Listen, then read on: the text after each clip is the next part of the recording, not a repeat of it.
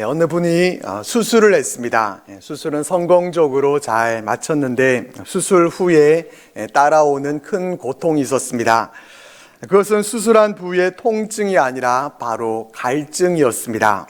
수술 후에 일정한 시간이 지날 때까지 물을 한 모금도 마시지 못하겠습니다. 그래서 겨우 거즈에 물을 묻혀서 입술에다가만 갖다 댈 수 있도록 그렇게 해서 그분은 갈증이라는 것이 그렇게 큰 고통인지를 수술을 통해서 깨달을 수 있었다라고 합니다. 이렇게 육신의 갈증도 큰 고통이고 이 문제가 해결되지 못하게 되면은 우리는 죽게 됩니다. 그런데 이 갈증 못지않게 무서운 것이 바로 영혼의 갈증입니다. 오늘날 우리가 살아가는 이 시대를 보면은 영혼의 갈증으로 인해서 힘들어하는 분들이 적지 않습니다. 이전보다도 경제적으로는 우리가 더 윤택해졌지만은 그러나 이전보다도 더 심하게 영혼의 갈증을 겪게 됩니다. 삶의 만족도와 또 행복 지수가 그리 높지 않습니다. 물질 만능 시대라고 하지만은 물질로도 여전히 채워지지 않는 그러한 영혼의 갈증이 있습니다. 이렇게 우리들에게는 의식주만으로는 채워지지 않는 그러한 공허함이 있고 또 영적인 갈증에 대한 문제가 있는데 오늘 본문 말씀에는 이 목마른 영혼들에게 주시는 하나님의 음성을 우리가 들을 수 있습니다. 오늘 본문 말씀을 보면은 주님은 유대를 떠나 갈릴리로 가시려고 합니다. 주님이 유대를 떠나고자 하신 이유는 자신을 반기지 않고 해치려고 하는 이 유대인들과의 충돌을 피하시기 위해서였습니다. 유대에서 갈릴리로 갈 때에는 해변에서 가는 길과 또 동쪽으로 돌아가는 길과 사마리아 쪽으로 가는 세 가지의 길이 있었습니다. 그 중에 사마리아를 통과하는 길이 가장 짧은 시간에 갈 수 있는 지름길이었습니다. 하지만 유대인들은 사마리아인들과의 그 관계가 좋지 않았기 때문에 일부러 먼 길로 돌아가는 것이 일반적이었습니다. 하지만 주님은 이 사마리아를 통과하는 쪽을 선택하셨습니다. 의도적으로 이 사마리아로 가십니다. 사마리아에서 주님은 수가라고 하는 동네에 이르게 됩니다. 거기에는 야곱의 우물이 있었고 주님은 길을 가시다가 피곤하셔서 우물 곁에 그대로 앉으셨습니다. 오랜 여행으로 인해서 먼지 투성이에 또 피로에 지치시고 또 갈증을 느끼시는 인간적인 모습의 주님을 우리가 볼 수 있습니다. 그때는 6시쯤 되었다라고 말씀해 주는데 우리 시간으로는 정오에 해당되는 시간입니다. 그때 사마리아 여인 한 사람이 물을 기르려고 옵니다. 주님은 이 여인에게 물을 좀 달라고 청하십니다. 주님은 직접 이 사마리아 여인에게 물을 달라고 이렇게 청하셨는데 그 이유는 뒤에 있는 8절 말씀에 나옵니다. 곧 제자들이 주님이 쉬시는 동안에 음식을 구하기 위해서 동네에 들어갔기 때문입니다. 주님은 실제로 매우 피곤하고 또 목이 마르셨을 것입니다. 하지만 주님이 이 여인에게 말을 거신 것은 궁극적으로 물을 얻기 위함이 아니었습니다. 주님은 의도적이지만은 또 동시에 자연스럽게 이 갈증이 있는 여인에게로 다가가셔서 오히려 그에게 물을 주시기 위해서였습니다. 여기서 우리는 목마른 영혼들에게 주시는 첫 번째 주님의 음성을 듣게 됩니다. 그것은 곧 주님은 목마른 영혼들에게 관심을 갖고 찾아가시는 분이라는 것입니다. 주님이 사마리아를 통해 갈릴리로 가셨던 것은 단순히 사마리아로 해서 가는 길이 지름길이었기 때문이 아니었습니다. 먼 길을 돌아가는 것보다 빨리 가고자 하는 마음에서 그 길을 택하신 것이 아니었습니다. 오히려 사마리아로 통행하는 것은 유대인들에게 있어서는 더 위험한 일일 수 있었습니다.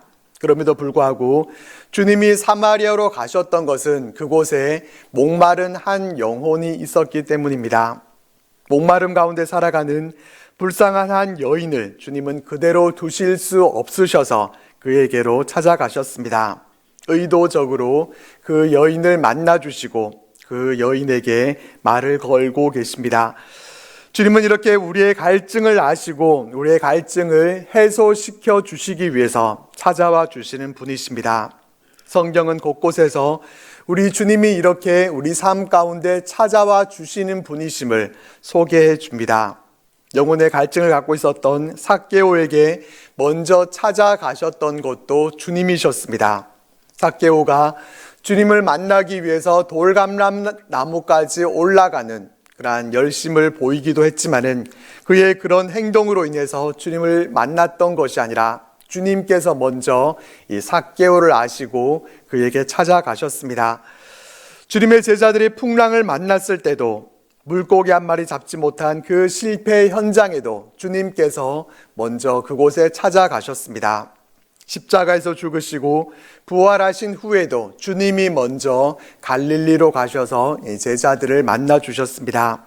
우리 삶 가운데 늘 갈증이 있지만은 이런 상황 가운데서도 우리가 감사할 수 있는 이유는 주님은 우리의 갈증에 대해서 관심을 갖고 우리를 찾아와 주시는 분이라는 점입니다. 주님은 우리의 갈증에 대해서 결코 무관심한 분이 아니십니다. 주님은 의인보다도 죄인에게 관심이 있으시고 강한 자보다 약한 자에게 더 관심이 있으십니다. 주님은 도우심을 필요로 하는 자들에게 관심이 있으시고 주님을 간절히 찾는 자에게 더 많은 관심을 보이시는 분이십니다. 위대한 일에만 관심이 있는 것이 아니라 우리의 사소한 것에도 또 우리의 큰 갈증뿐만이 아니라 작은 목마름에도 관심을 갖고 계신 분이십니다. 목마른 영혼들을 직접 찾아와 주시는 주님, 우리는 주님의 이 은혜에 감격하고 감사드릴 수 있기를 바랍니다. 이렇게 주님이 여인을 찾아오셔서 물을 달라고 말씀하시니까 여인은 놀랍니다. 한낮에 사람을 피해서 물을 길러왔는데 거기서 남자를 만났기 때문입니다. 그것도 유대인 남자를 만났습니다. 유대인인 사람이 자신에게 물을 달라고 하는 그 상황을 이 여인은 이해할 수 없었습니다. 그래서 여인이 말합니다. 당신은 유대인으로서 어찌하여 사마리아 여자인 나에게 물을 달라 하나이까? 이 여인의 말에서 우리는 몇 가지 정보를 얻게 됩니다. 이 여인은 주님이 유대인이라는 것을 바로 알아봤습니다. 그리고 평소에 유대인들의 태도와는 너무나 다르게 도움을 요청하는 그 모습을 보면서 당황스러운 나머지 말을 합니다. 여인이 한 이 말은 글로 쓰여 있어서 우리가 그 어투를 정확히 알 수는 없지만은 여인의 이 말은 퉁명스러움과 또 빈정거림이 함께 나타납니다. 유대인은 우리 사마리아인들과는 상종하지 않는데 유대인으로서 자존심도 없느냐? 사람으로도 여기지 않는 우리 사마리아 여자인 나에게 어찌 물을 달라고 하느냐? 이렇게 여인은 굉장히 감정이 들어가 있는 그런 가시돋친 말을 합니다. 더욱이 우리는 여인이 주님을 부르는 이 호칭에 주의할 필요가 있는데 여기서 여인은 주님을 향해서 당신이라는 표현을 씁니다. 여인이 파악하고 있는 주님은 그저 유대인 중에 한 사람에 불과했습니다. 나와 대화를 나누고 있는 당신, 2인칭의 한 사람에 불과했습니다. 비록 퉁명스럽고 빈정거림이 담겨있는 이러한 말이었지만은 주님은 개의치 않으시고 여인에게 말씀하십니다. 내가 만일 하나님의 선물과 또 내게 물 좀 달라는 이가 누구인 줄 알았더라면 내가 그에게 구하였을 것이요 그가 생수를 내게 주었으리라. 주님이 누구이신지 알지 못하는 여인에게 주님은 하나님께서 주시는 선물이 무엇인지 또 너에게 물을 달라고 하는 이가 누구인지를 알았다면 내가 오히려 나에게 물을 달라고 청했을 것이고 나는 너에게 물을 주었을 것이다. 이렇게 말씀하셨습니다. 하나님의 선물, 곧 구원이 무엇인지를 알고 또 내가 하나님의 아들 메시아라는 사실을 알았다면 내가 오히려 내게 달라고 구하고 나는 너에게 생수, 곧 성령을 주었을 것이다. 주님은 말씀하십니다. 메시아신 주님은 그 여인에게 구원과 성령으로 채워주기를 원한다고 말씀하셨습니다. 하지만 여인은 주님의 이 말씀을 이해하지 못합니다. 여인은 계속해서 우물 얘기를 합니다. 주여 물기를 그릇도 없고 이 우물은 깊은데 어디서 이 생수를 얻겠사옵나이까? 여기서부터 여인은 주님을 부르는 이 호칭이 변합니다. 당신에서 주여로 바뀝니다. 하지만 여인은 주님의 메시아 되심을 깨닫고 주여라고 불렀던 것이 아니라 단지 선생님이라는 의미로 그와 같이 불렀습니다. 여인은 아니 선생님 생수를 주신다고 하셨는데 이 우물은 깊고 또 선생님은 두레박도 가지고 있지 않은데 어떻게 생수를 주시겠다는 겁니까? 여인은 이와 같이 물었습니다. 또 우리 조상 야곱이 이 우물을 우리에게 주었는데 이 물에서 나는 물은 참 좋은 물입니다. 선생님께서 주시겠다는 생수가 이 물만큼 좋은 것입니까? 선생님이 야곱보다도 더 크신 분이십니까? 여인은 이렇게 묻습니다. 주님은 여인에게 단순히 우물물을 내게 좀 달라고 말씀하시면서 이렇게 접근하셔서 그에게 구원과 성령, 영적인 주제로 말씀하시면서 이 영적인 진리 가운데로 나오기를 원하셨습니다. 근데 여인은 깨닫지 못하고 계속해서 우물과 또 생수를 얘기합니다. 조상 야곱 얘기를 합니다. 주님은 이 알아듣지 못하는 여인을 보면서 답답했을 법도 한데 주님은 다시 말씀하십니다. 이 물을 마시는 자마다 다시 목마르려니와 내가 주는 물을 마시는 자는 영원히 목마르지 아니하리니 내가 주는 물은 그 속에서 영생하도록 솟아나는 샘물이 되리라. 야곱의 우물에서 솟아나는 샘물을 마시면은 잠시나마 그 목마름을 해결할 수 있습니다. 하지만 문제는 다시 목마르게 된다는 점입니다. 그러나 주님이 주시는 물은 그 속에서 영생하도록 솟아나는 샘물이 되어서 그 물을 마시는 자는 영원히 목마르지 않게 될 것이다 라고 말씀하십니다. 야곱의 우물물은 인생의 갈증을 순간적으로는 그것을 해결해 줄 수 있습니다. 하지만 영혼의 갈증까지는 해소시켜 주지 못합니다. 오직 주님이 주시는 물은 우리의 영혼의 갈증까지도 영원토록 해결해 주시는 영생하도록 솟아나는 샘물임을 주님은 말씀하셨습니다. 목마른 영혼들에게 주시는 두 번째 메시지가 바로 이것입니다. 우리의 갈증은 야곱의 우물물로는 절대로 해결할 수 없다는 것입니다. 우리는 삶의 갈증 앞에서 야곱의 우물물로 나아갑니다. 그곳에서 목마름을 해결해 보려고 합니다. 영혼의 갈증을 해결해 보기 위해서 여기저기를 기웃거립니다. 어떤 이는 물질을 통해서 채워보려고 합니다. 많은 것을 소유하게 되면 충족감을 얻고 또 그것으로 자신의 그 영혼의 갈증을 해결할 수 있을 것처럼 그렇게 생각하고 더 많은 것을 가지려고만 합니다.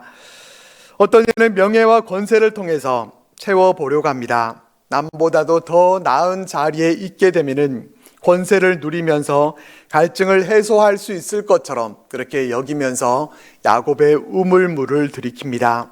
어떤 이는 세상의 헛된 쾌락을 통해서 자신의 욕망을 쫓아서 허망한 것들로 자신의 갈증을 해소시켜 보려고 하지만은 영혼의 갈증은 해결되지 않습니다. 그 이유는 야곱의 우물물은 근본적으로 우리 영혼의 갈증을 해소시켜 줄 수 있는 그런 힘과 능력을 갖고 있지 않기 때문입니다. 잠시 우리의 갈증을 사라지게 해 줄 수는 있지만은 다시 목마르게 됩니다. 육신의 갈증은 우물물을 마시면 해결되지만 영혼의 갈증은 우물에 있는 모든 물을 다 마신다고 해도 결코 해소되지 않습니다. 근본적으로 그 성질이 다르기 때문입니다. 그런데도 많은 사람들은 이 야곱의 우물물에만 관심을 가집니다. 이 우물물이 최고라고 생각합니다. 영생하도록 솟아나는 샘물에 대해서는 관심을 가지지 않습니다. 주님이 주시는 물을 받아 마실 생각은 하지 못합니다. 내가 직접 우물로 가서 그 물을 길어 마시려고만 합니다. 우리는 영혼의 갈증을 이렇게 야곱의 우물물로 해소하려고 생각하고 있지는 않습니까? 주님이 이같이 영원토록 목마르지 않는 샘물에 대해서 말씀하시니까 여인이 대답합니다. 주여, 그런 물을 내게 주사 목마르지도 않고 또 여기 물 기르러 오지도 않게 하옵소서. 여인은 그런 특별한 물이 있다는 얘기를 듣고서 아주 솔깃해합니다. 하지만 주님이 말씀하신 물의 의미를 아직도 정확히 여인은 이해하지 못하고 있습니다. 여인은 사람들을 피해서 물 기르러 오려면은 보통 힘든 것이 아닌데 이 영원히 목마르지 않아서 물 기르러 올 필요가 없다고 하면은 더없이 좋겠다라고 하는 이런 마음만 갖고 있을 뿐입니다. 그런 그에게 주님이 말씀하십니다. 가서 내 남편을 불러오라. 주님은 여인의 가장 깊은 곳에 있는 상처를 끄집어내십니다. 그 여인에게 있는 영혼의 갈증을 일깨워 주시기 원하셨습니다. 그 여인의 영적인 갈증을 해결해 주시기 위해서 그 영혼 깊이 있는 마음에 있는 그 상처를 건드리셨습니다. 깜짝 놀란 여인은 나는 남편이 없노라고 잡아뗍니다. 그 말씀에 대해서 여인은 회피하려고 합니다. 하지만 주님은 다 알고 계셨습니다. 내가 남편이 없다 하는 말이 옳도다. 너에게 남편 5이 있었고 지금 있는 자도 내 남편이 아니니 내 말이 참되도다. 이 여인에게는 5명의 남편이 있었습니다. 지금은 6번째 남자와 살고 있지만은 남편은 아닙니다. 이 여인도 얼마나 행복하고 싶었겠습니까? 원만하고 아름다운 가정을 왜 원하지 않았겠습니까? 하지만 그것이 자신의 뜻대로 잘 되지 않았습니다. 5번의 결혼 생활이 실패하고 6번째 새 출발을 해봐도 그 삶의 갈증 문제는 해결되지 않았습니다. 여전히 계속될 뿐이었습니다. 사람들이 자신에게 손가락질을 합니다. 이웃들과의 그 관계도 깨어지고 외롭고 공허한 삶뿐이었습니다. 그런 삶을 살아온 여인은 자신의 그 부끄러운 과거를 숨기고 싶었습니다. 그런데도 주님은 여인의 아픈 과거와 상처를 꺼내십니다. 여인의 과거에 대해서 책망하기 위함이 아니었습니다. 주님은 여인을 정죄하기를 원하지 않으셨습니다. 주님은 여인의 그 영혼의 갈증을 알고 계셨고 그 갈증을 여인이 직접 대면케 되기를 원하셨습니다. 자신의 영혼의 갈증을 돌아보게 하셨습니다. 목마른 영혼들에게 주시는 3번째 메시지는 바로 우리의 갈증을 다루시는 주님의 손길을 회피하지 말고 그것을 받아들여야 한다는 것입니다. 주님의 손에 맡겨드려야 합니다. 생수이신 주님께로 나아가야 합니다. 어떠한 문제에 대해 많은 사람들은 그것을 감추려고만 하고 또 그것을 피하려고만 합니다. 그것은 그렇게 하는 것이 가장 쉽기 때문입니다. 그래서 영혼의 목마름에 대해서도 자신의 그 목마름을 다른 사람들에게 말하려고 하지 않습니다. 꼭 내가 지고 가야 할 인생의 숙제인 것처럼 그렇게 생각하면서 내어놓지를 못합니다. 하지만 문제를 해결하기 위해서는 그 문제를 끄집어내 놓는 것이 중요합니다. 숨기고 회피하는 것, 이것은 결코 해결책이 되지 못합니다. 우리는 우리 영혼의 갈증의 문제를 주님께로 가지고 와야 합니다. 결코 감추려 하거나 또 숨기려 하지 말고 주님 앞에 내놓아야 합니다. 모든 것을 아시는 주님 앞에 내가 목마르다고 진실하게 고백해야 합니다. 내가 간절히 주를 찾되 물이 없어 마르고 황폐한 땅에서 내 영혼이 주를 갈망하며 내 육체가 주를 앙모하나이다. 이렇게 고백했던 시편 기자의 그 고백과 같이 생수 되신 주님께서 나를 채워달라고 우리는 그렇게 요청해야 합니다. 어떠한 갈증이 있든지 갈증이 있는 사람은 주님께 그것을 가져와야 하고 와서 마시면 해결될 수 있습니다. 자신의 영혼의 갈증으로 인해서 주님 앞에 기도해 보셨습니까? 주님 앞에 내어놓고 고백하십시오. 영혼의 갈증이 있을 때 그때가 바로 주님을 만나야 할 시간입니다. 여인은 자신의 영혼의 갈증을 알고 계시는 주님이 선지자이심을 깨닫습니다. 선지자이신 주님께 여인은 어느 곳에서 예배해야 하는지를 묻습니다. 여인은 예배에 대한 그런 갈증이 그에게 있었던 것 같습니다. 주님은 영적인 목마름이 있는 그 여인에게 참된 예배에 대해서 가르쳐 주십니다. 영과 진리로 드려야 할 우리의 본 모습을 일깨워 주십니다. 우리 내면에는 오직 하나님으로만 채워질 수 있는 그러한 공간이 있기 때문에 오직 하나님을 통해서만이 채워질 수가 있고, 또 참된 예배를 통해서 채워질 수 있는 공간이 있는데, 그 공간은 다른 방법으로는 채워보려고 해도 채워질 수 없었기 때문에 그에 대한 목마름이 이 여인에게 있었습니다. 하지만 주님과의 만남을 통해서 마침내 온 민족이 기다려왔던 메시아, 바로 자신의 영혼의 갈증을 해소해 주시는 생명수 되시는 주님이 바로 자신의 눈앞에 계심을 깨닫게 됐습니다. 그토록 기다려오던 메시아를 만나게 됐을 때 이 여인의 감격은 얼마나 컸겠습니까? 그 감격 때문에 여인은 물동이를 내버려 두고 동네로 들어갑니다. 물을 기르러 온 것이 목적이었는데 그 목적이었던 물동이는 내팽개치고, 그는 생명수 되시는 주님을 만났기 때문에 더 이상의 이 야곱의 우물물은 필요 없는 것처럼 내팽개쳐 버렸습니다. 그의 목적이 바뀌어졌습니다. 야곱의 우물물을 깃는 것이 목적이었던 인생이 생명수 되신 주님을 만나고 난 후에 주님을 증거하는 인생으로 변화되어졌습니다. 목마르고 아무 의미 없는 것 같은 삶을 살던 그 여인이 생명수 되시는 주님을 만나고 난 후에 그의 인생은 의미 있는 인생으로 변화되어졌습니다. 오늘 말씀을 통해 우리는 한 목마른 영혼과 또 그 목마른 영혼을 찾아가신 주님을 만나게 됩니다. 본문 말씀은 주님은 한 목마른 영혼에 관심을 가지시고 그에게로 찾아가시는 주님이심을 우리들에게 보여줍니다. 주님은 바로 이런 분이십니다. 우리가 타는 목마름으로 신음하고 있을 때에 주님은 그 영혼을 구원하시기 위해서 그곳이 어떠한 곳이든지 그곳으로 찾아가십니다. 또한 야곱의 우물물로는 우리의 영혼의 갈증을 해결할 수 없음을 본문은 우리들에게 가르쳐 줍니다. 헛된 것에서 우리의 목마름을 하소연해 봐도, 야곱의 우물물로 우리의 갈증을 채우려 해봐도 그것은 헛된 수고일 뿐입니다. 주님이 주시는 물을 마셔야 합니다. 갈증은 채워지지 않으면 이것이 사라지지 않습니다. 아무리 참아보려고 해도 이것이 시간이 지난다고 해서 해결되지 않습니다.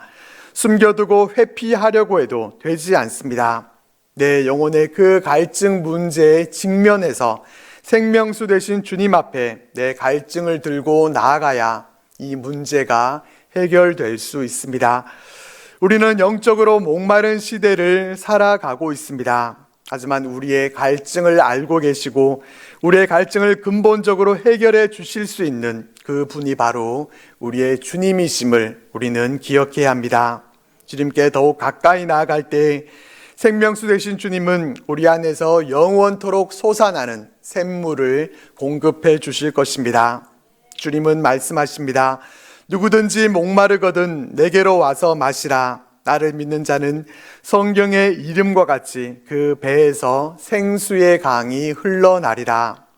생명수이신 주님을 만나서 변화되었던 이 사마리아 여인과 같이 우리도 주님의 생명수로 해갈함을 얻고 새로운 생명력을 가지고 믿음으로 살아가는 우리들 모두가 되시기를 주님의 이름으로 축복합니다.